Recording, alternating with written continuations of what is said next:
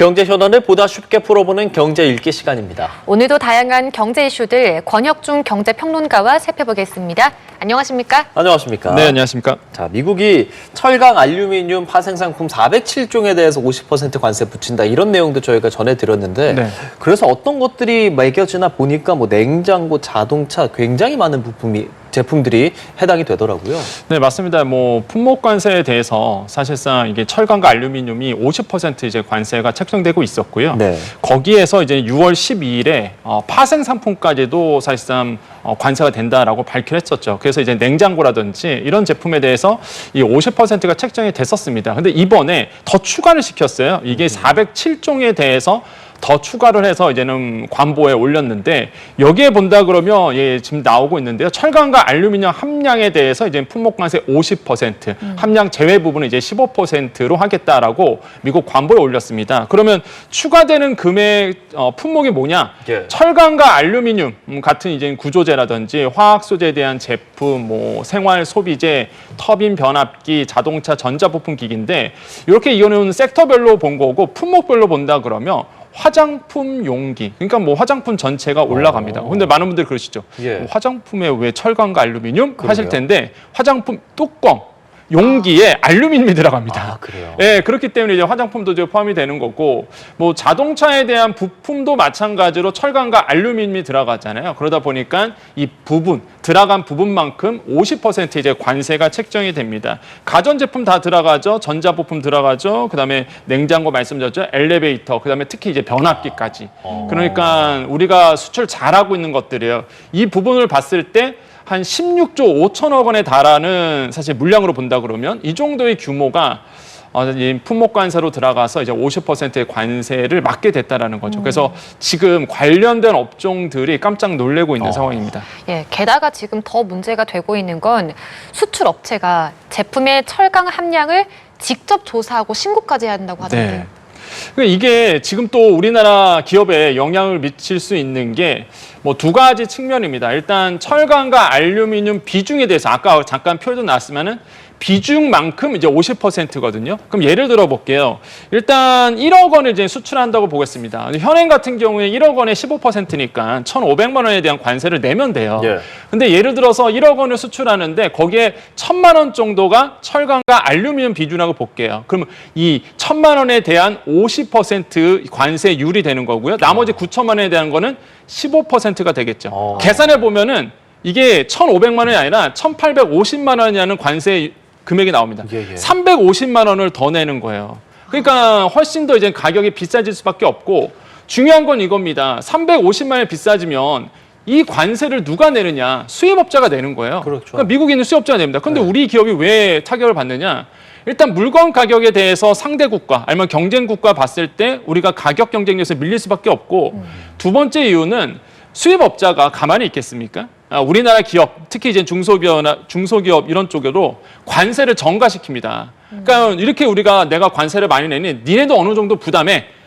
싸게 줘라고 이제 얘기하는 거죠. 그럼 우리는 사실상 우리나라 중소기업 입장에서는 예를 들어서 부엌칼도 이번에 관세 들어가거든요. 그래요? 그럼 부엌칼을 수출하는 기업 입장에서 본다 그러면 그 관세를 전가시키기 때문에 결국에는 싼 가격으로 또 납품할 수밖에 없어요. 예. 그러니까 이익이 떨어지는 거죠. 그래서 이번에 이제는 407종에 대한 품목 관세가 들어온 부분은 우리나라 이제 중소기업 입장에서는 굉장히 예. 큰 타격이 될 수밖에 없다라고 저는 생각을 해보겠고 과연 이게 또 어떻게 흘러갈지는 좀 더 지켜보셔야 되겠지만 또 한 가지가 아까 앵커님 말씀하신 것처럼 그러면 뭐 어느 정도의 철강과 알루미늄 비중이 들어가느냐 이거를 수출하는 기업에서 조사를 해야 됩니다. 예. 그러니까 다 성분 조사를 해야 돼요. 그러니까 이게 행정 비용이 좀 높아지는 거죠. 그래서 이러한 부분도 지금 이제 고민이 되고 있는 상황이다라고 현황이다라고 말씀드립니다. 안 그래도 영세업자들, 중소기업들은 하루하루 돌리기도 사실 어려울 텐데 맞습니다. 이런 변수들이 심각할 거거든요. 특히나 조금 전에 변압기도 잠깐 얘기해 주셨잖아요. 변압기가 우리나라 굉장히 수출 최근에 효자 종목으로 떠오른다 이런 얘기들이 좀 있었는데 그럼 미국 입장에서는 예를 들면 뭐 전력사나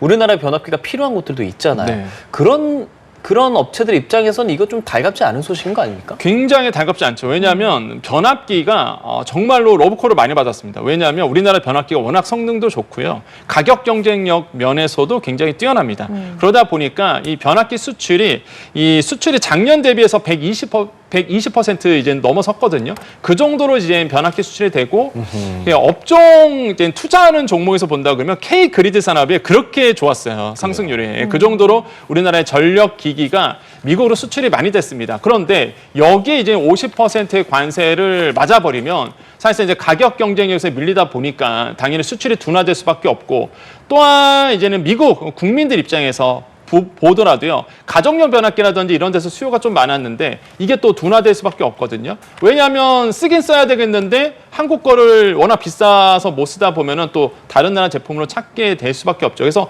우리나라도 피해고 미국 국민들도 결국에는 이제 피해를 받을 수밖에 없다라고 생각을 해봅니다. 이런 점에서는 미국도 아마 고민을 할 것 같아요. 제가 봤을 땐 이대로 그냥 일단은 형식적으로는 변압기, 철강, 알루미늄 들어간 것만큼 50% 관세 이렇게 돼 있지만은 아마 미국 소비자에게 시간이 갈수록 영향을 줄 수밖에 없기 때문에 아마 미국 측에서도 어느 정도 이런 조정폭은 좀 나올 수 있지 않을까라고 좀 조심스럽게 이제는 보고 있고, 이런 점에서는 우리가 좀 판단을 나중에 해볼 필요는 있다라고 생각을 해봅니다. 예, 그러니까 지금 철강과 알루미늄 더불어서 트럼프 정부가 리튬과 같은 또 다른 광물에도 추가 관세를 부과하는 방안을 검토하고 있다. 네. 이런 보도가 나오는데 정말 계속해서 늘어나고 있어요. 이럴 때 우리 정부는 좀 어떤 식으로 대응을 해야겠습니까?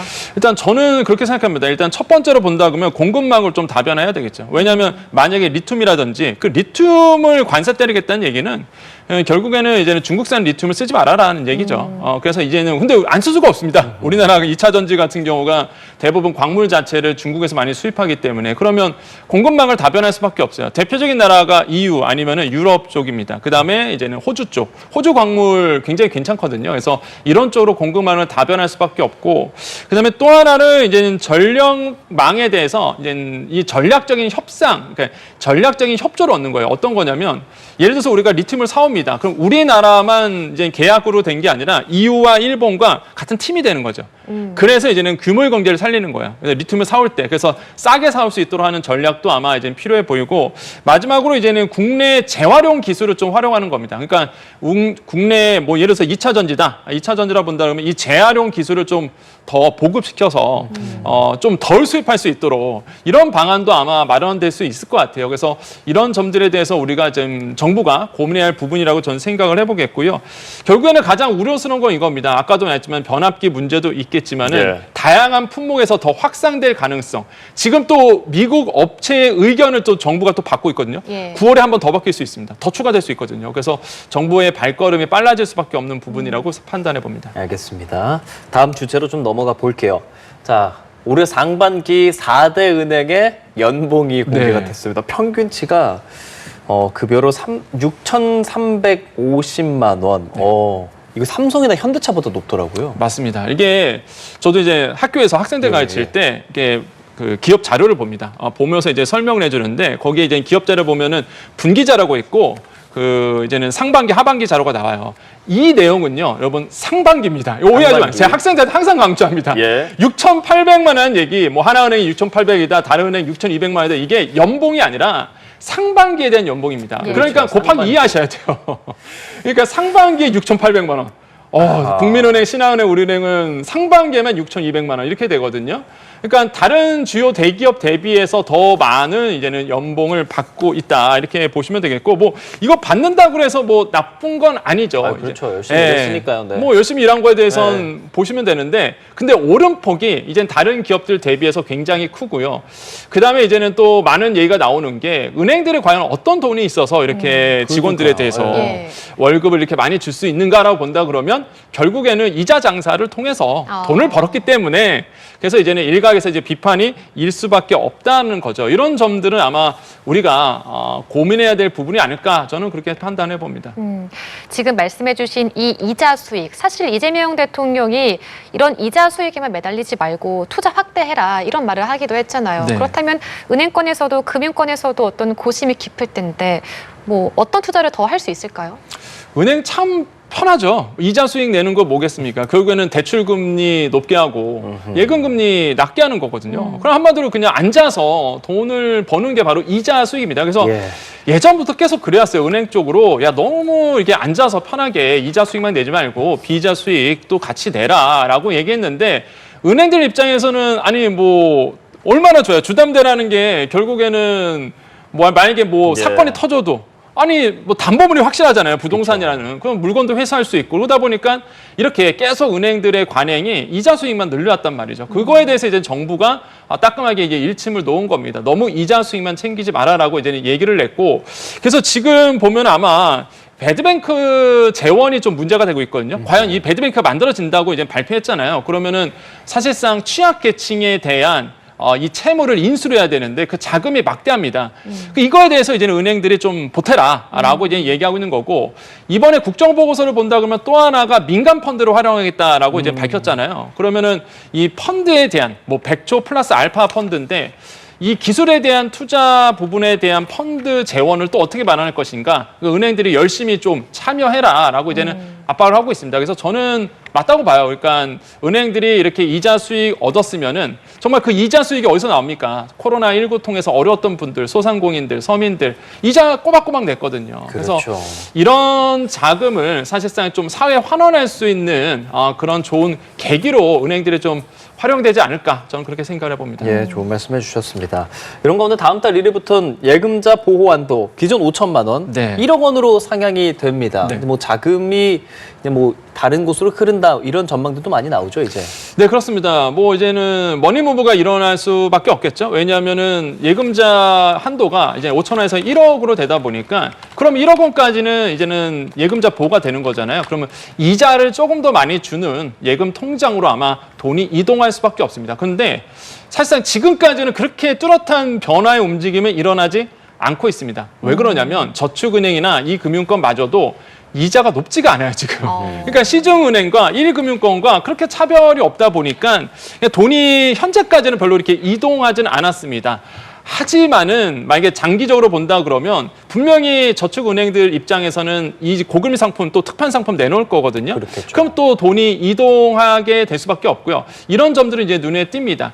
업권별로 예금 잔액을 본다 그러면 은행 같은 경우는 2.1%, 상호금융 저축은행 뭐 0.8% 각각 2.8% 늘었는데 뭐 눈에 띄게 그렇게 크게 뭐 상호금융이나 저축은행이 늘지는 않았거든요. 예. 근데 그런 이유는 아까 말씀드린 것처럼 이제는 금리가 낮았다는 부분 또 한 가지는 상호금융이나 저축은행도 부담스러울 거예요. 예를 들어서 이게 엄청난 예금이 우리 쪽으로 넘어온다 그러면 이자를 내줘야 되잖아요. 예. 그 은행 입장에서는 사실 이제 대출 금리가 높고 예금지가 낮은 게 수익성인데 예금이 너무 많이 들어오면 이자도 많이 내줘야 됩니다. 그러다 보니까 수익성이 떨어지겠죠. 그래서 감당하지 못할 예금 스스로 이게 뭐 BIS 비율이라고 보통 얘기하죠. 수익성 비율을 지키려고 사실상 이렇게 좀 노력을 하고 있는 부분이 있습니다. 그래서 제가 봤을 때는 지금 이런 상황으로 아마 간다 그러면 뭐 그렇게 큰 자금이 이동하진 않을 것 같지만 하지만 뭐 저축은행이나 조만간 특판 상품 내놓으면 이동할 가능성은 좀 충분히 있다 이렇게 판단해 봅니다. 현실적으로 이게 1억 원이라고 하면 각 은행별로 1억 원씩은 보호를 받을 수 있다고 네. 생각할 수 있는 거죠. 그렇죠. 이제는 예금자 보호라는 게 그렇습니다.